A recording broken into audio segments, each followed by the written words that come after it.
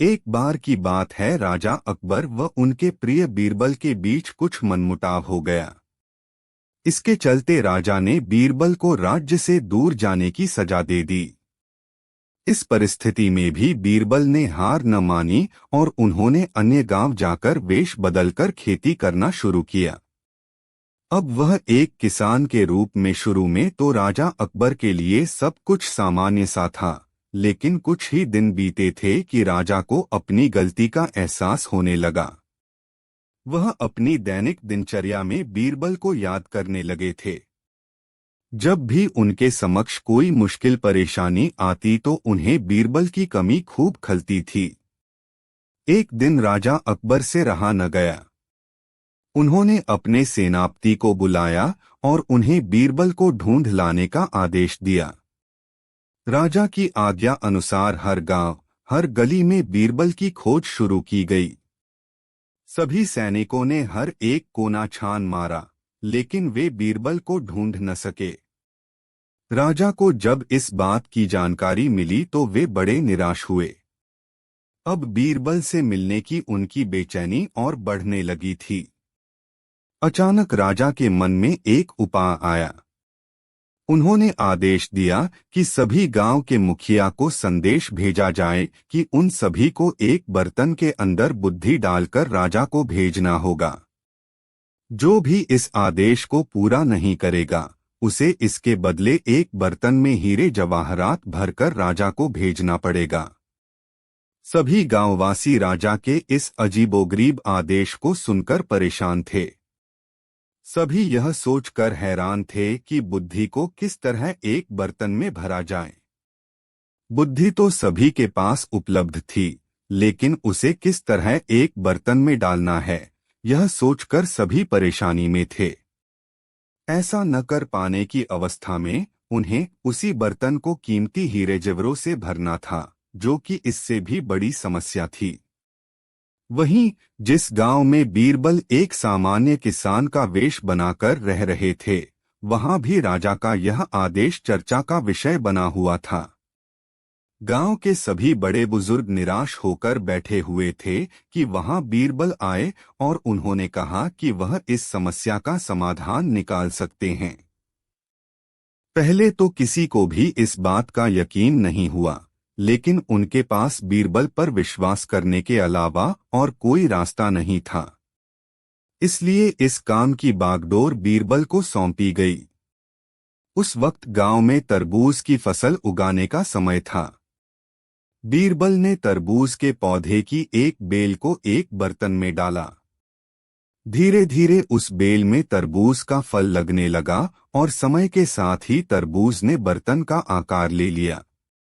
जैसे ही बर्तन तरबूज से पूरा भर गया, बीरबल ने बेल को फल से अलग किया और उस बर्तन को तरबूज समेत राजा के दरबार में भिजवा दिया। साथ में यह संदेश भी भेज कि उस बर्तन के अंदर बुद्धि भरी है और राजा को बर्तन को बिना तोड़े ही बुद्धि को निकालना होगा। जैसे ही राजा ने तरबूज से भरा हुआ बर्तन देखा व उसे निकालने की शर्त सुनी तो उन्हें यकीन हो गया कि ऐसा विचार केवल बीरबल का ही हो सकता है। उन्होंने जल्दी से अपना घोड़ा मंगवाया और बीरबल को अपने साथ वापस लाने के लिए गांव की ओर चल दिए। अकबर के महल में कई कीमती सजावट की वस्तुएं थीं, लेकिन एक गुलदस्ते से अकबर को खास लगाव था। इस गुलदस्ते को अकबर हमेशा अपनी पलंग के पास रखवाते थे। एक दिन अचानक महाराज अकबर का कमरा साफ करते हुए उनके सेवक से वह गुलदस्ता टूट गया। सेवक ने घबराकर उस गुलदस्ते को जोड़ने की बहुत कोशिश की, लेकिन नाकाम रहा। हार कर उसने टूटा गुलदस्ता कूड़ेदान में फेंक दिया और दुआ करने लगा कि राजा को इस बारे में कुछ पता न चले। कुछ देर बाद महाराज अकबर जब महल लौटे तो उन्होंने देखा कि उनका प्रिय गुलदस्ता अपनी जगह पर नहीं है। राजा ने सेवक से उस गुलदस्ते के बारे में पूछा तो सेवक डर के मारे कांपने लगा। सेवक को जल्दी में कोई अच्छा बहाना नहीं सूझा तो उसने कहा कि महाराज, उस गुलदस्ते को मैं अपने घर ले गया हूँ, ताकि अच्छे से साफ कर सकूं। यह सुनते ही अकबर बोले, मुझे तुरंत वो गुलदस्ता लाकर दो। अब सेवक के पास बचने का कोई रास्ता नहीं था। सेवक ने महाराज अकबर को सच बता दिया कि वो गुलदस्ता टूट चुका है। यह सुनकर राजा आग बबूला हो गए। क्रोध में राजा ने उस सेवक को फांसी की सजा सुना दी।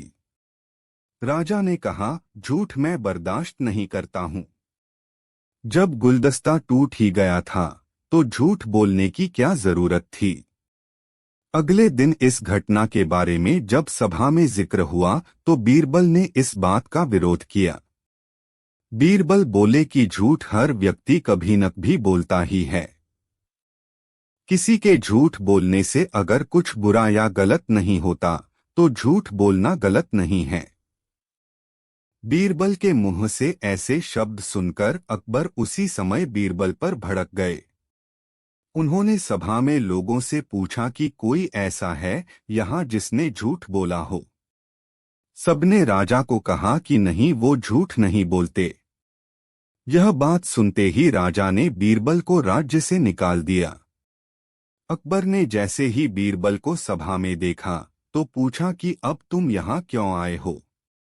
बीरबल बोले, जहां पनाह, आज ऐसा चमत्कार होगा जो किसी ने कभी नहीं देखा होगा।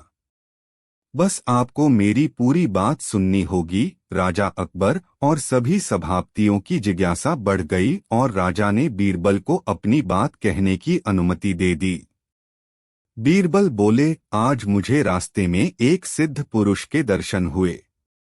उन्होंने मुझे यह सोने से बनी गेहूं की बाली दी है और कहा कि इसे जिस भी खेत में लगाओगे वहां सोने की फसल उगेगी।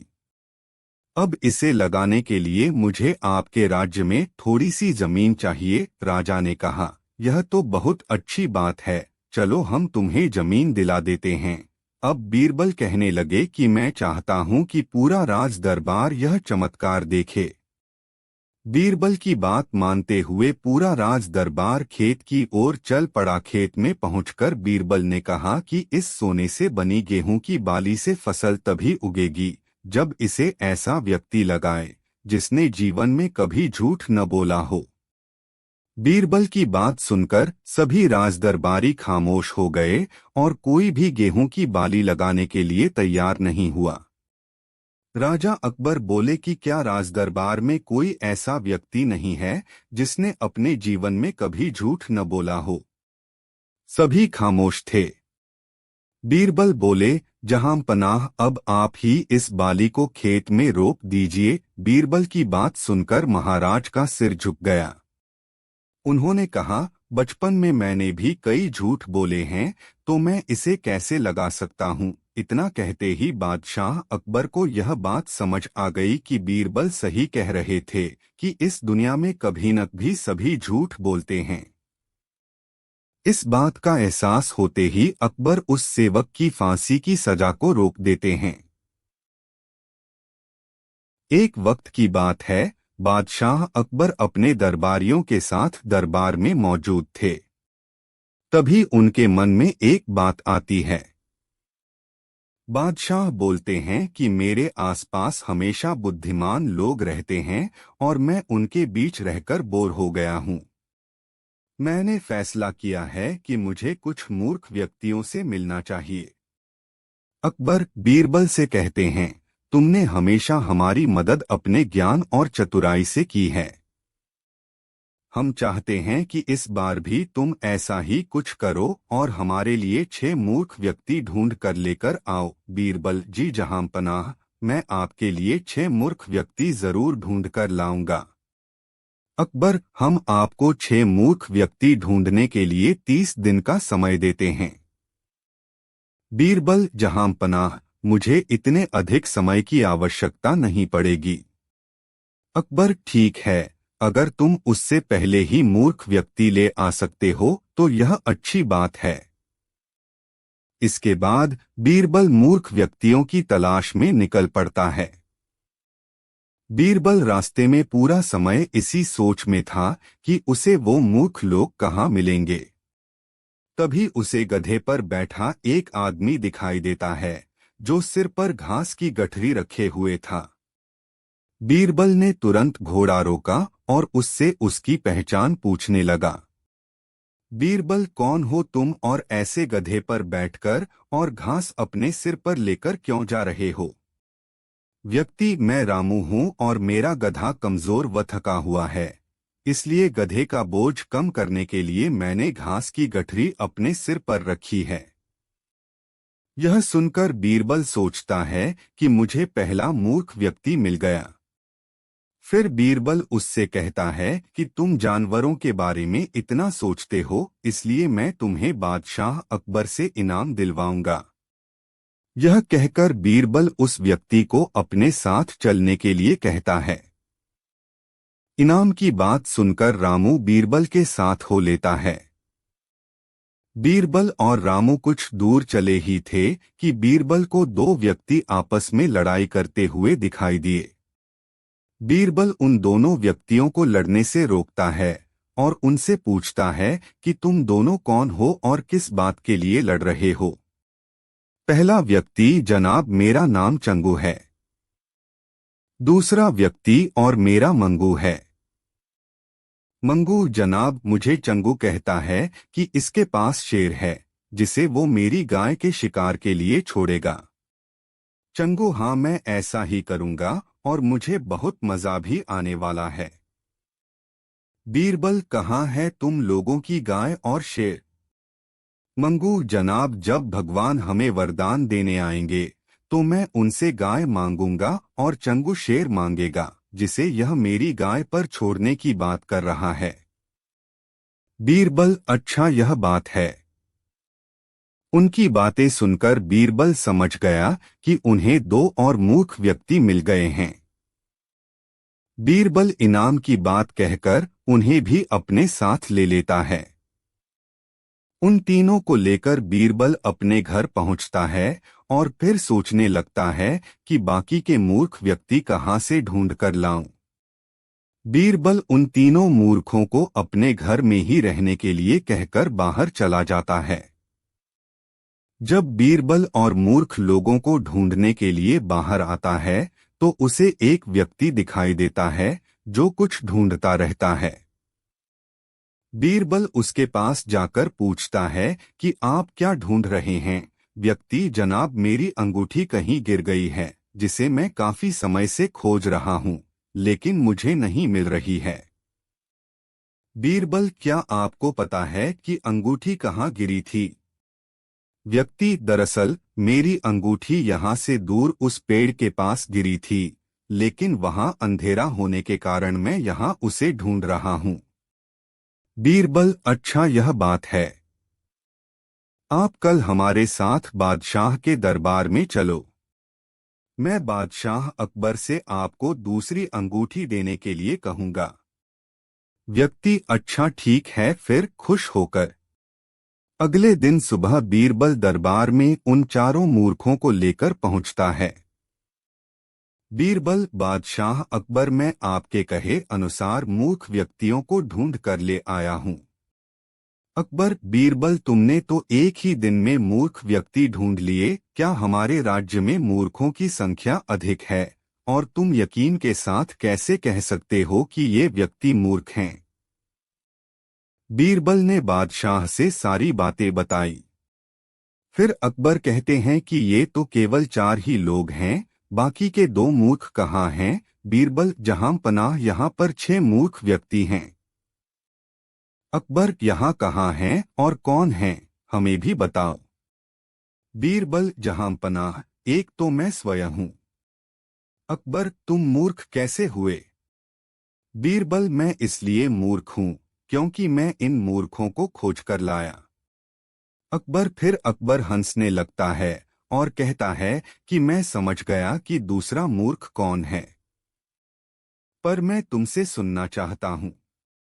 बीरबल, दूसरे आप हैं जहां पनाह, जो आपने मुझे मूर्ख व्यक्तियों को लाने के लिए कहा। बीरबल की बातें सुनकर अकबर उसकी प्रशंसा करने लगते हैं और कहते हैं कि बीरबल के पास हर सवाल का जवाब होता है।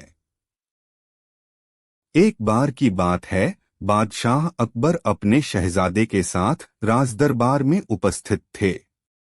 दरबार में मौजूद हर किसी की नजर शहजादे पर थी। वहां मौजूद हर कोई यही कह रहा था कि शहजादा दुनिया का सबसे खूबसूरत बच्चा है। सभी की बात सुनकर बादशाह अकबर ने भी मुस्कुराकर यही कहा कि उनका शहजादा दुनिया का सबसे सुंदर बच्चा है। सभी दरबारी अकबर की इस बात पर हामी भरते हैं। तभी अकबर बीरबल से पूछते हैं कि तुम्हारा इस बारे में क्या विचार है। बीरबल, महाराज, शहजादा सुंदर है, लेकिन मेरे ख्याल से शहजादा पूरी दुनिया का सबसे सुंदर बच्चा नहीं है। अकबर, बीरबल, तुम्हारे कहने का क्या मतलब है कि शहजादा सुंदर नहीं है? बीरबल, नहीं नहीं, जहां पनाह, मेरा कहने का मतलब यह नहीं था। आप मेरी बात का गलत मतलब न निकालें। हमारा शहजादा बहुत खूबसूरत है, लेकिन दुनिया में और भी सुंदर बच्चे होंगे। अकबर, तो क्या हम यह समझें कि पूरी दुनिया का सबसे सुंदर बच्चा हमारा शहजादा नहीं है? बीरबल, जी जहां पनाह, मेरी बातों का यही मतलब है। अकबर, बीरबल, अगर तुम्हारा यह कहना है कि दुनिया में शहजादे से भी ज्यादा खूबसूरत बच्चा है, तो तुम उसे हमारे समक्ष लेकर आओ। अकबर का आदेश सुनकर बीरबल शहजादे से भी ज्यादा सुंदर बच्चे की खोज में निकल जाता है। कुछ दिन बीतने के बाद बीरबल राज दरबार आता है। बीरबल राज दरबार में अकेले आता है। यह देख अकबर खुश होकर कहता है, क्यों बीरबल, अकेले आए हो? मतलब तुम्हें शहजादे से अधिक खूबसूरत बच्चा नहीं मिला? बीरबल, जहां पनाह, मैं आपको इस बात की सूचना देने आया हूं कि मैंने शहजादे से भी अधिक सुंदर बच्चा खोज लिया है। अकबर, अगर बच्चा मिल गया है तो तुम उसे दरबार में क्यों नहीं लाए? बीरबल, मैं उसे दरबार में लेकर नहीं आ सकता हूँ, लेकिन मैं आपको उस तक लेकर जरूर जा सकता हूँ। अकबर, ऐसा कौन सा कारण है जिसकी वजह से तुम उसे दरबार में नहीं ला सकते? बीरबल, यह तो आपको वहां जाकर ही पता चलेगा। अकबर, ठीक है, फिर हम कल सुबह उस बच्चे को देखने जाएंगे। बीरबल, जहां पनाह, उस बच्चे को देखने जाने के लिए हमें भेष बदलना होगा। अकबर, उस बच्चे से मिलने के लिए हम यह भी कर लेंगे। अगले दिन सुबह अकबर और बीरबल भेष बदलकर उस बच्चे को देखने के लिए चले जाते हैं। बीरबल अकबर को एक झोपड़ी में लेकर जाता है, जहां एक छोटा सा बच्चा मिट्टी के साथ खेल रहा होता है। बीरबल उस बच्चे को दिखाते हुए कहता है कि वो रहा सबसे सुंदर बच्चा। अकबर, तुम्हारी यह हिम्मत कि तुमने एक बदसूरत और झोपड़ी में रहने वाले बच्चे को संसार का सबसे सुंदर बच्चा बता दिया। अकबर की बातें सुनकर बच्चा जोर जोर से रोने लगता है, जिसे सुनकर उसकी मां झोपड़ी के अंदर से आती है और अकबर को गुस्से में कहती है, तुमने मेरे बच्चे को बदसूरत कैसे कह दिया? मेरा बच्चा संसार का सबसे सुंदर बच्चा है। अगर दोबारा मेरे बच्चे को बदसूरत कहा तो मैं तुम दोनों की हड्डी पसली एक कर दूंगी। यहाँ से चले जाओ और दोबारा यहाँ दिखाई नहीं देना। इतना कहने के बाद वो माँ अपने बच्चे को खिलाने लगती है और कहती है, मेरा बच्चा संसार का सबसे सुंदर बच्चा है। बादशाह अकबर उस माँ की बात सुनकर खामोश हो जाते हैं। बीरबल, जहां पनाह, अब आपको सब समझ में आ गया होगा। अकबर खां, अब मैं अच्छे से समझ गया हूँ। बीरबल, बादशाह अकबर, बच्चा कैसा भी हो, माता पिता के लिए उनका बच्चा संसार का सबसे सुंदर बच्चा ही होता है। अकबर, बीरबल, तुम सही बोल रहे हो, हर माता पिता के लिए उनका बच्चा सुंदर होता है। बीरबल, जहां पनाह, मैं बस इतना चाहता हूं कि आप शहजादे को चापलूसों से दूर रखकर अच्छी तालीम दें। अकबर, बीरबल, तुमने एक बार फिर हमारा दिल जीत लिया। चतुराई और बुद्धि के सही इस्तेमाल के लिए बीरबल के किस्से खूब मशहूर हैं। बादशाह अकबर के ऊपर आई मुसीबतों को बीरबल हमेशा चुटकियों में सुलझा देते थे।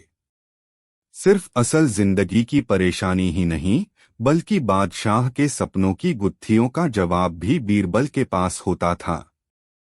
ऐसा ही एक किस्सा है बादशाह के अजीब सपने का। आइए आपको सुनाते हैं पूरी कहानी। एक बार की बात है जब बादशाह अकबर गहरी नींद से अचानक उठ गए और फिर रात भर सो नहीं सके। वो बहुत परेशान थे क्योंकि उन्होंने अजीब सा सपना देखा था जिसका मतलब वो समझ नहीं पा रहे थे। उन्होंने देखा कि उनके एक के बाद एक सारे दांत गिरते चले गए और आखिर में सिर्फ एक ही दांत बचा। इस सपने से वह इतने चिंतित हुए कि उन्होंने इसके बारे में सभा में चर्चा करने के बारे में सोचा। अगले दिन सभा में पहुंचते ही अकबर ने अपने विश्वसनीय मंत्रियों को सपना सुनाया और सभी से राय मांगी। सभी ने उन्हें सुझाव दिया कि इस बारे में किसी ज्योतिष से बात करके सपने का मतलब समझना चाहिए। बादशाह को भी यह बात सही लगी। अगले दिन उन्होंने दरबार में विद्वान ज्योतिषों को बुलवाया और अपना सपना सुनाया। इसके बाद सभी ज्योतिषों ने आपस में विचार विमर्श किया। फिर उन्होंने बादशाह से कहा, जहां पनाह, इस सपने का एक ही मतलब निकलता है कि आपके सभी रिश्तेदार आपसे पहले ही मर जाएंगे। ज्योतिषों की यह बात सुनकर अकबर को बहुत गुस्सा आया और उन्होंने सभी ज्योतिषों को दरबार से जाने का आदेश दिया। उन सभी के जाने के बाद बादशाह अकबर ने बीरबल को बुलाया और कहा, बीरबल, तुम्हारे अनुसार हमारे सपने का मतलब क्या होगा? बीरबल ने कहा, हुजूर, मेरे हिसाब से आपके सपने का मतलब यह था कि आपके सभी रिश्तेदारों में से आपकी उम्र सबसे ज्यादा होगी और आप उन सभी से ज्यादा समय तक जीते रहेंगे। इस बात को सुनकर बादशाह अकबर बहुत खुश हो गए। वहां मौजूद सभी मंत्रियों ने सोचा कि बीरबल ने भी ज्योतिषों की ही बात को दोहराया है। इतने में बीरबल ने उन मंत्रियों से कहा कि देखो, बात वही थी, बस कहने का तरीका अलग था। बात को हमेशा सही तरीके से सामने रखा जाना चाहिए। मंत्रियों को इतना कहकर बीरबल सभा से चले गए।